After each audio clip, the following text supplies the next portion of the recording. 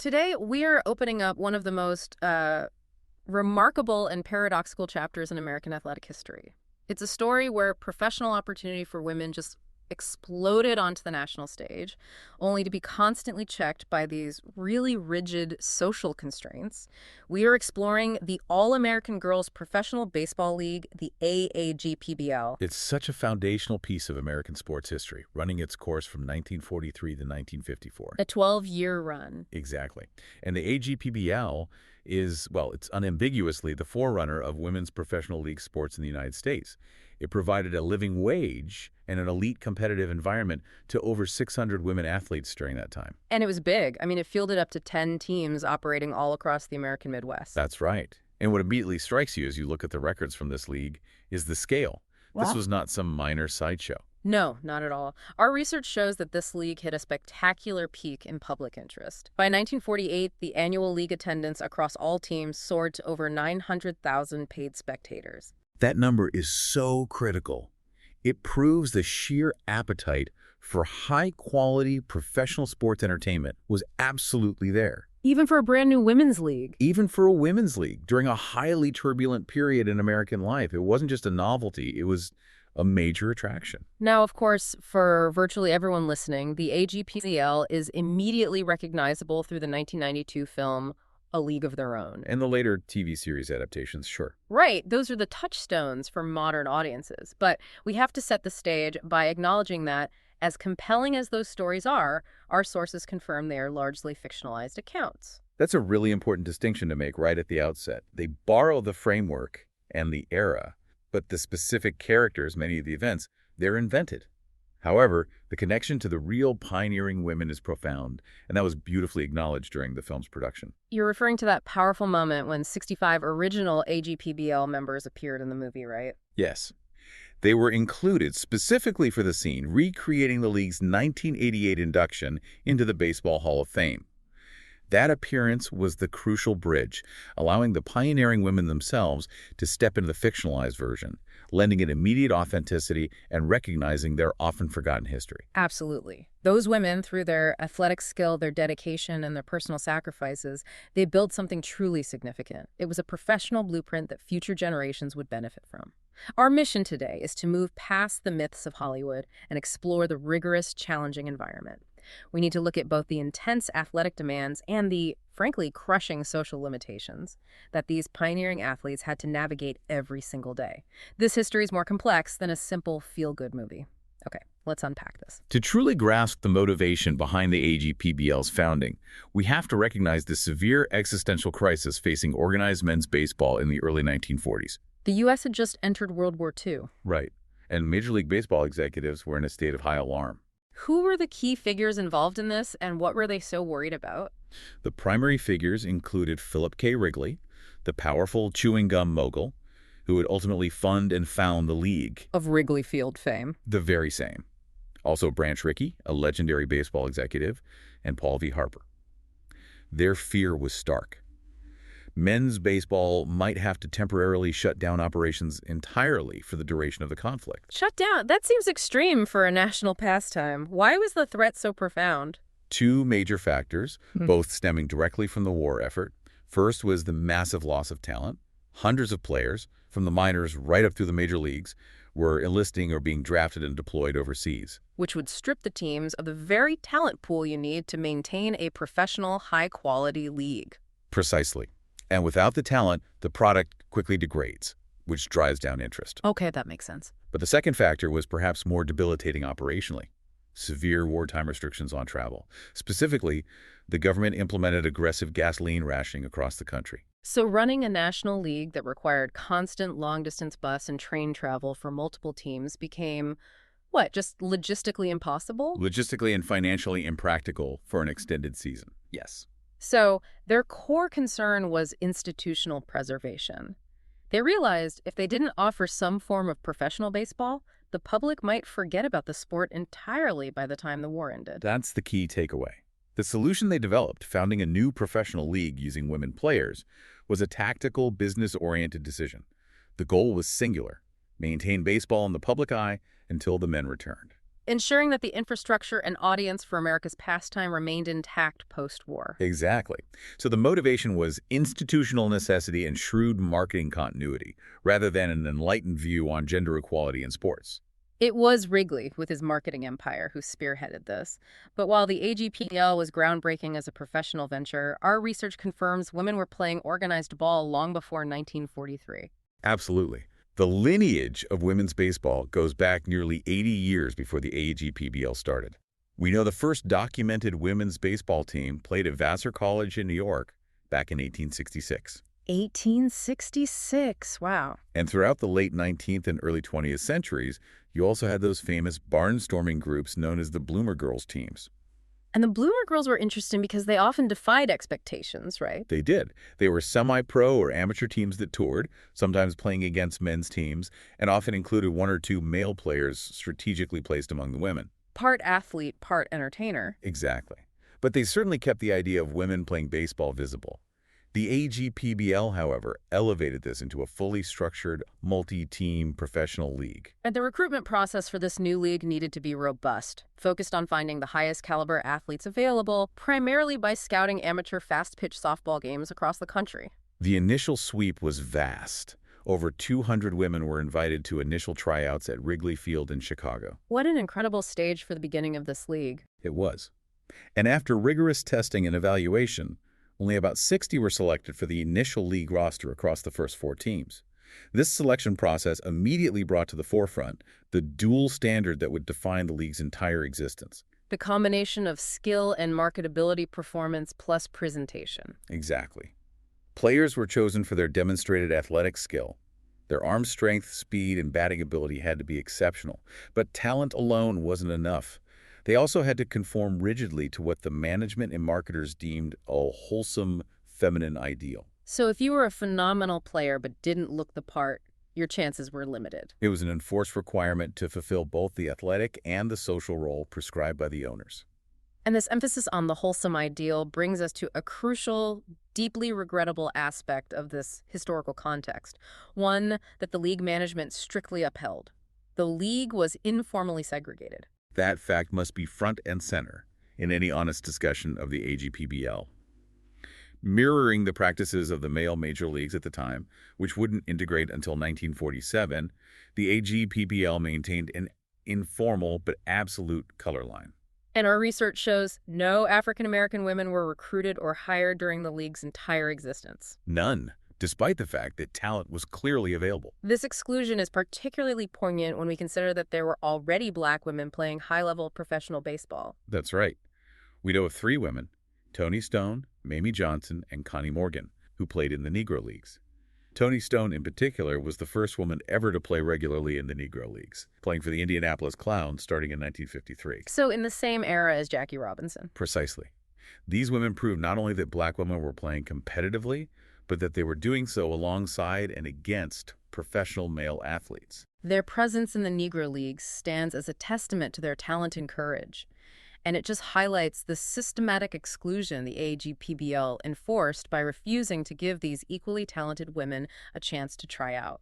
It speaks volumes about the societal prejudices of the era and the league management's determination to maintain a specific, white, Midwestern image of wholesomeness. It's important that modern acknowledgments, like the 2022 television series, attempt to confront this.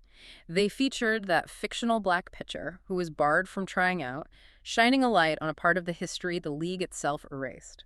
That effort is a necessary historical correction. And the intensity of the women's professional baseball scene during this decade wasn't limited solely to the AGPBL. The success of Wrigley's initiative immediately prompted the creation of a serious rival league. One that's often forgotten in the shadow of the AAGPBL. We're talking about the National Girls Baseball League, the NGBL, which was formed just a year later in 1944. Yes, and it was formed by powerful figures in the Chicago softball scene. Local executives and businessmen like Emory Perici, Charles Bidwell, and Ed Kolsky, who saw the professional potential that Wrigley had unleashed. The NGBL had a very different geographic model compared to the AGPBL, correct? It did. The NGBL was composed of 6 teams, but they were all based solely in the Chicago area. This gained a limited geographical reach, but it created an intense local high-density rivalry. Whereas the AGPBL was spread across the broader Midwest, Rockford, South Bend, Racine. Right. But despite its local focus, the NGBL was clearly a formidable competitor, which proves the depth of the market for women's baseball. Our records indicate that the NGBL also lasted until 1954, paralleling the entire run of the AGPBL. And it drew huge crowds. Impressive local crowds, pulling up to 500,000 fans per season locally, sometimes competing directly with the AGPBL for weekend crowds. That's a serious operation. 500,000 fans for a Chicago-based girls' league. It illustrates that women's professional baseball was a robust, multi-league endeavor, not just AGPBL-centric. And that the talent pool was deep enough to support two successful ventures. The rivalry was so intense, especially when it came to securing and retaining top athletes, that it led to administrative drama. The source details a heated, strong rivalry for players, where teams were constantly trying to poach talent from one another. Which was destabilizing the player market. So how did the leagues address that talent war? In 1946, the two organizations had to establish a formal poaching truce, or agreement to stabilize their recruitment pools. This speaks volumes about the seriousness and professionalism of the competition. You don't sign a poaching truce unless you're dealing with genuine professional sports leagues vying for valuable assets. That truly solidifies the fact that for about a decade, women's professional baseball was thriving in the U.S., and that competitive environment even briefly extended into the traditional baseball offseason. It did. We see records of the International Girls Baseball League, a brief experiment in the winter of 1952 to 1953.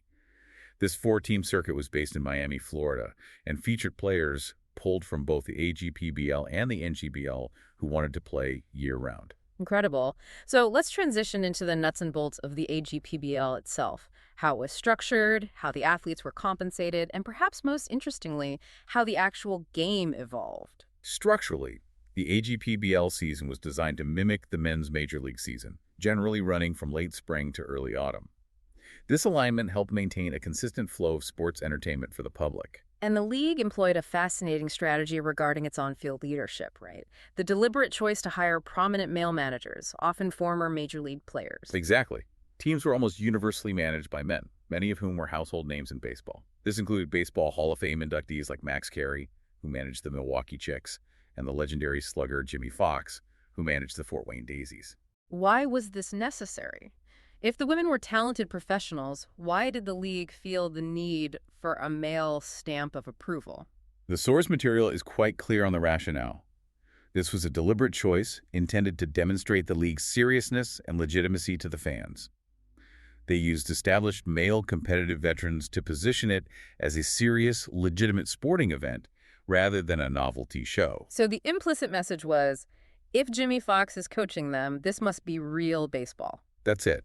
A massive irony, really, that the groundbreaking women's league required male authority figures to legitimize their own professionalism. And speaking of professionalism, let's talk money. The pay scale certainly underscores that this was a serious enterprise, particularly for women in the 1940s. The salaries were a key attraction and were decidedly well above the average wages available to women at that time in, traditional fields like secretarial work or wartime factory jobs. And what were those numbers? Initially, salaries ranged from $45 to $85 per week. To really appreciate the economic autonomy this offered these young women, we have to look at those figures in a modern context. If we use $2024 to convert those original wages, that starting wage of $45 is equivalent to about $818 a week. The top initial wage of $85 translates to approximately $1,545 weekly. These were genuinely competitive, professional wages. That would have been truly life-changing for many of these young athletes, most of whom came from middle or working-class backgrounds. They were earning enough to support themselves and potentially send money home. And the compensation structure kept improving for the elite talent. Later in the league's history, top players were earning up to $125 per week. And that's about $1,500 in today's money. Roughly, yes. It solidifies that these women were genuine, well-compensated professionals who were making serious money by the standards of the time. This was not a summer job. This was a career. The league's seriousness was also reflected in the game itself. Let's turn now to the rules, because this is where the league truly distinguished itself, constantly adapting what they were playing year after year. Forcing the players to evolve their entire skill set. Right. The game began as a true hybrid. Since the only organized, competitive form of ball for women at the time was fast-pitch softball, the league officials created a blend, taking elements from fast-pitch softball and combining them with crucial features of traditional baseball. What were the key baseball similarities that made it feel different from standard softball right from the start? The differences were strategic and tactical. Crucially, the teams fielded 9 players, which is regulation baseball, not the 10 used in typical softball. Okay. And fundamentally, base runner actions critical to baseball strategy, leading off the base, sliding into a bag, and stealing bases, were all permitted from the start. So that immediately introduces a level of strategy and risk-reward that transforms the game from traditional softball. Exactly. You had the pace and strategy of baseball overlaid on what initially felt like a slightly more compact, softball-like playing surface. And that foundation was never static. The core mission was to eventually play a version of regulation baseball. They committed to what our research calls the radical evolution of the rules. That's the perfect term for it. The systematic shift of the rules over 12 years, constantly moving closer and closer to regulation baseball, is perhaps the most compelling athletic dynamic process of upscaling the athletic requirements. If we look at the inaugural 1943 season, the league used a 12-inch ball, the regulation size of a softball. Okay, a big ball. The big ball. The base paths were 65 feet, significantly shorter than the 90 feet in regulation baseball. The pitching distance was only 40 feet from the plate, and pitchers were restricted to an underhand motion. That windmill style. The windmill style, yes, which would have made for a fast-paced, high-scoring game given the short distances and the large ball. But almost immediately, they began pushing the limits. This sounds like a laboratory for women's sports, constantly testing what their athletes were capable of. It was. By 1946, the ball was reduced again to 11 inches, and they started allowing limited sidearm pitching motion alongside the standard underhand, adding more complexity. But the major athletic transformation seems to have occurred around 1948, marking a turning point for the league's competitive standard. That's the critical year. In 1948, the ball shrunk significantly again, this time to 10 and 38 inches. More importantly, the pitching distance was pushed back to 50 feet. And the big one. The big one. For the first time, overhand pitching was officially allowed. Switching from underhand to overhand completely changes the required mechanics, the velocity, and the strategy. It means the league was suddenly demanding that its pitchers transform their entire skill set. It's a massive testament to the athlete's adaptability. The physical demand became exponentially higher. Pitchers had to learn new muscle memory, develop different pitches, and manage the increased stress on their elbows and shoulders. This single rule change completely elevated the caliber of play required. And the relentless, almost annual move toward regulation baseball continued right up to the very last season. Right up until the end in 1954. By the final season, the league was using a ball that was 9 inches in circumference, which is the exact size of a regulation baseball. No way. The pitching mound had been moved back to 60 feet, which is just inches shy of regulation baseball, 60 feet, 6 inches. And the base paths were extended to 85 feet, just 5 feet short of regulation. So if you were a player who began in 1943, by 1954, you were essentially playing professional baseball, not softball, under conditions that were nearly identical to the men's game. A world away from the hybrid game they started with. This 12-year evolution shows an incredible administrative commitment to constantly raising the bar for competition. However, while the athletic freedom was constantly expanding, the social freedom was simultaneously being strictly constrained. This is the central paradox we mentioned: high pay and intense competition, but constant restrictions on personal expression. This contrast is the most defining social feature of the AAGPBL era. The league management, spearheaded by Wrigley, was absolutely obsessed with maintaining an image of wholesome, traditional femininity. The women were elite athletes, but they were simultaneously required to act, dress, and present themselves like debutantes in training. And the league went to extraordinary lengths to enforce this image, starting right away in spring training with the mandatory charm school. The charm school requirement is legendary. During spring training, the women were required to attend evening classes at Helena Rubinstein's charm school. These were mandatory instructional sessions, not optional seminars. And they were focused entirely on social training. Etiquette, stringent personal hygiene standards, acceptable mannerisms, and a very strict dress code. They weren't just learning how to turn a double play, they were learning how to apply makeup and set their hair. They were even issued a beauty kit. Yes, from Helena Rubinstein. and given detailed instructions on exactly how to use it. The message being drilled into them was clear. You must be the most skilled athletes in the country, but you must, above all, look distinctly feminine, polished, and non-threatening while performing those athletic feats. And this rigid image control extended into every aspect of their lives through extremely strict contracts, known as the rules of conduct. Our research indicates these rules were far more restrictive than anything imposed on players in the men's major leagues at the time. They dictated behavior both on and off the field, creating a truly controlling environment. For example, players were required to wear lipstick at all times. At all times. They were strictly forbidden from having short hair, a rule that was enforced with chilling severity. Let's elaborate on that specific case because it perfectly illustrates the league's priorities. It's a really sad story. In 1944, a player named Josephine Jojo D'Angelo made the decision to cut her hair short. Likely for practical reasons given the heat and physical demands of the game. Of course. And the source confirms that she was actually fired from the league for this violation of the hair length mandate. Her athletic contribution was deemed secondary to her adherence to an arbitrary aesthetic rule. Fired for a haircut. It's unbelievable. It says everything about where the league management's priorities were. And this control governed public behavior completely. Smoking or drinking in public places was forbidden. They could not be seen wearing pants, period, unless they were traveling, and even then, discretion was required. And there were fines for breaking these rules. A strict fine structure, $5 for the first offense, $10 for the second, escalating to suspension for the third violation. So the uniform itself was the most visible symbol of this mandate. It was designed by Otis Shepard, who was the art director for both the Chicago Cubs and the overarching Wrigley Company. And the design needed to scream feminine. It was a one-piece, short-skirted, flared tunic. The aesthetic inspiration explicitly came from figure skating, field hockey, and tennis outfit sports associated with traditional female grace. The intent was clearly to display a hypofeminine image, contrasting with the dirt and grime of baseball. That was the core philosophy. All masculine clothing was not allowed, both on the field and in public. But didn't this impractical, short-skirted design create severe problems when the women were trying to execute high-level professional baseball? It absolutely did. It created a practical hazard. The original rule stipulated that the skirts were to be worn no more than 6 inches above the knee.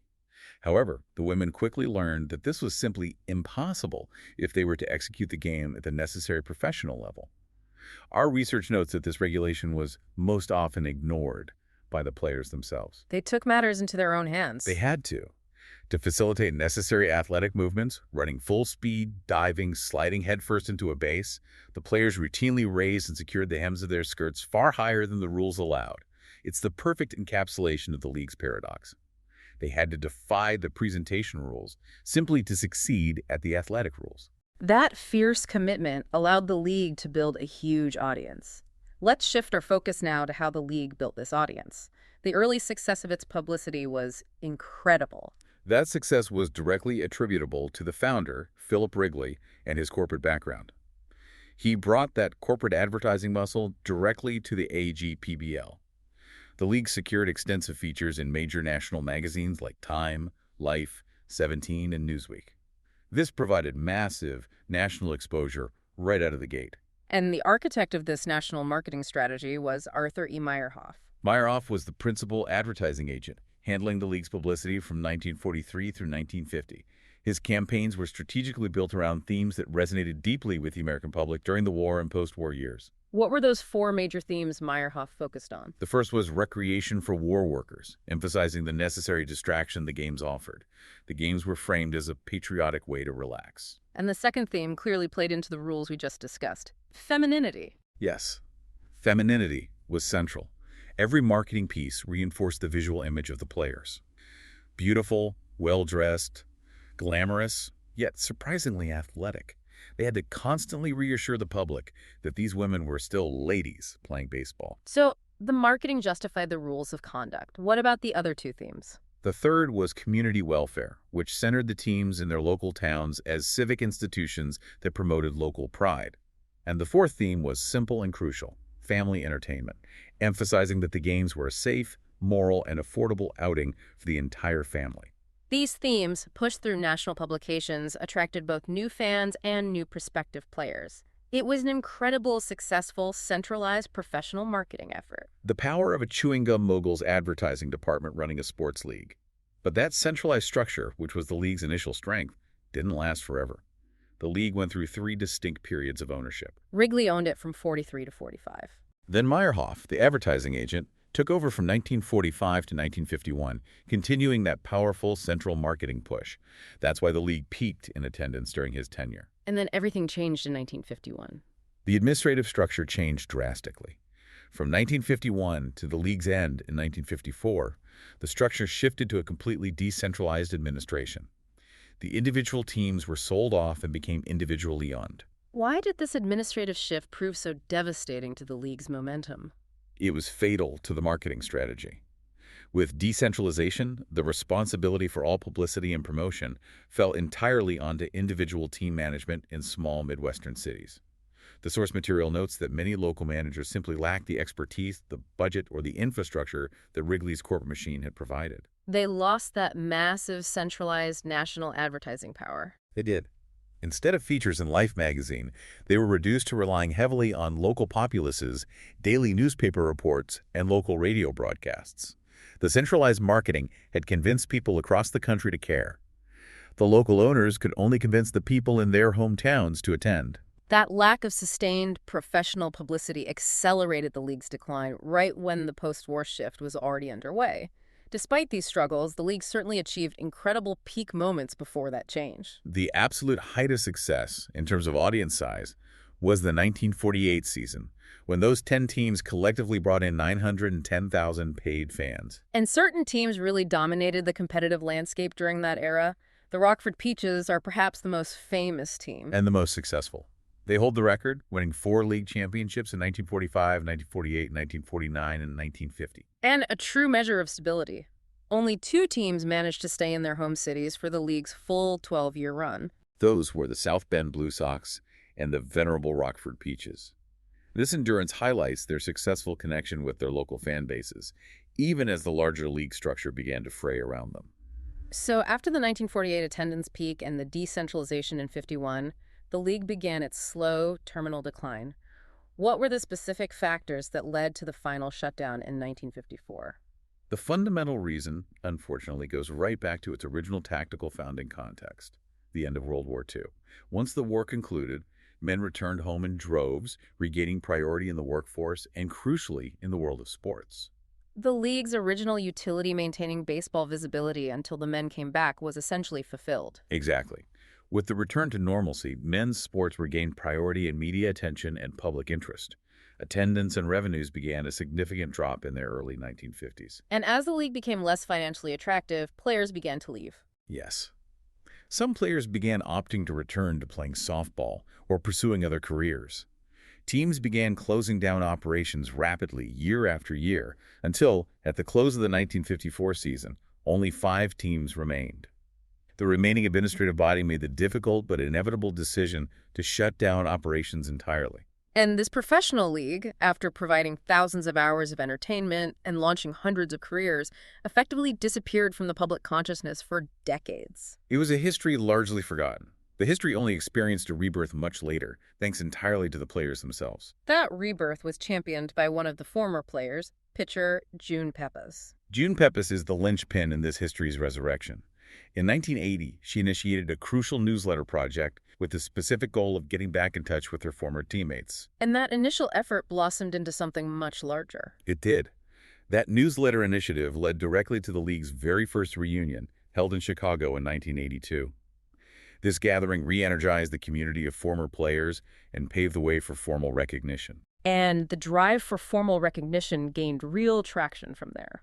The Players Association was formally established after a 1986 reunion, and their major goal was achieved surprisingly quickly, just 2 years later, with the league's induction into the Baseball Hall of Fame in Cooperstown in 1988. The very induction that was recreated in the 1992 film. Exactly, and the Players Association continues to thrive today, maintaining that legacy and offering membership not just to surviving players and staff, but also to their descendants. Which is a wonderful way to pass the history down generationally. A wonderful example of that is the current president of the AAGPBL Players Association, Richard Chapman, whose connection is through his late mother, Dorothy McGuire, who played in the league. As we've noted, modern media is playing a significant role in bringing the true complex narrative of the AAGPBL back into the spotlight.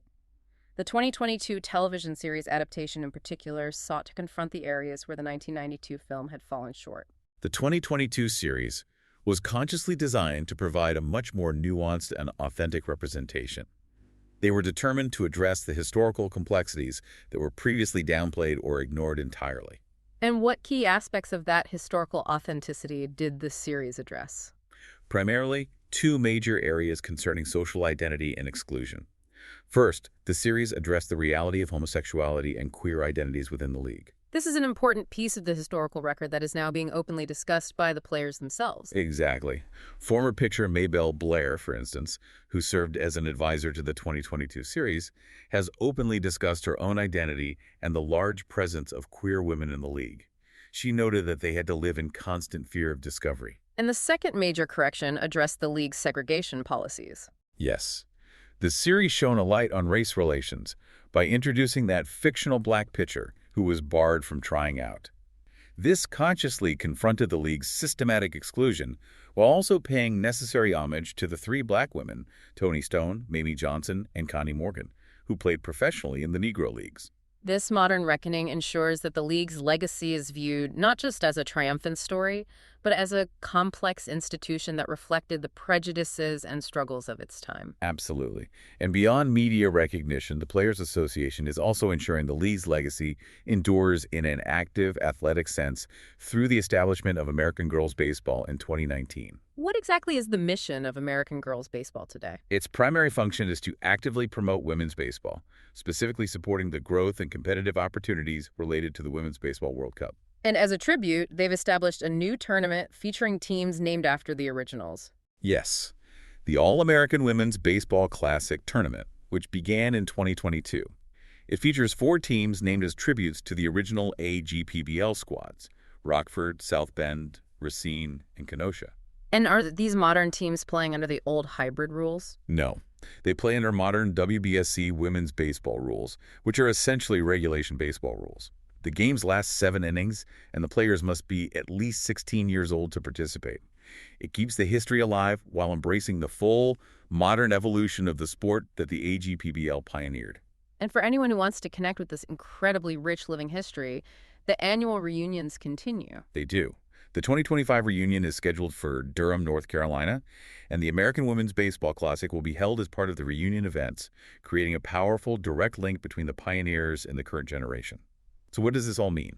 If we consider the entire trajectory of the AAGPBL, it represents a profound defining paradox for women's athletic opportunities in the mid-20th century. It was a truly groundbreaking opportunity that provided high salaries and intense competition, forcing a radical athletic evolution of the game over 12 years. Yet it simultaneously enforced incredibly rigid, restrictive, and often impractical standards of femininity and behavior through charm school mandates and strict rules of conduct.